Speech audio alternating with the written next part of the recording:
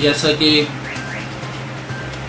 میں اپنے کسی کام کے سلسلے میں عدالت گیا اور وہاں مجھے جو ہے 2 وکیلوں نے جن کو سیاسی پشت پناہی حاصل ہے ان کے نام ہیں کیسر رسول اور قمر رسول، جو کہ چک 24 کے رہنے والے ہیں اور یہ قبضہ گروپ ہے، اور میں نے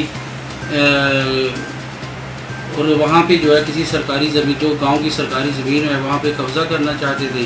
میں نے ان کو منع کیا اور جب میں عدالت گیا تو انہوں نے مجھے بری طرح زد و کوب کیا اور میرے ساتھ بہت بڑی زیادتی کی ہے انہوں نے، اور الٹا میرے اوپر جو ہے غلط جھوٹا جو ہے میڈیکل کروا کے اور میرے اوپر 337 کا پرچہ بھی کروا دیا ہے، اور ان وکیلوں کو سیاسی صادق آباد میں وکلا کی گنڈا گردی اور عدالت نے اپنی عدالت لگا لی۔ صادق آباد میں وکالت کی آڑ میں 2 وکلا نے احاطہ عدالت میں شہری کو پیمانہ تشدد کا نشانہ بنا دیا۔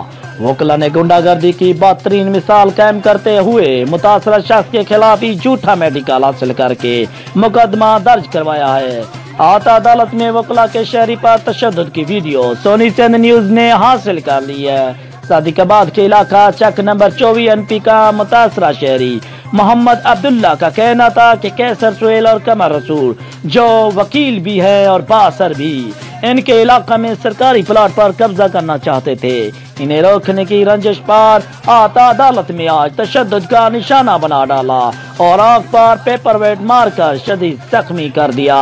مقامی افراد کی مداخلہ پر وکلا کی حراست سے رہائی ملی۔ اس کے بعد متاثرہ شخص عبداللہ نے تھانہ سٹی صادق آباد کو کارروائی کے لیے درخواست دے دی، لیکن پولیس نے وکلا ملزمان کے خلاف مقدمہ درج کرنے کی بجائے متاثرہ شخص پر جھوٹا مقدمہ درج کرا دیا۔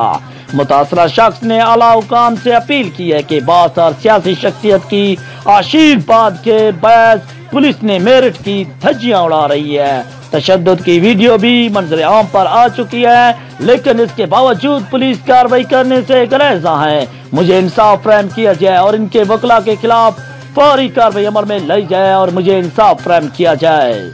سونی چند نیوز نمائندہ جاز احمد کھمبڑا۔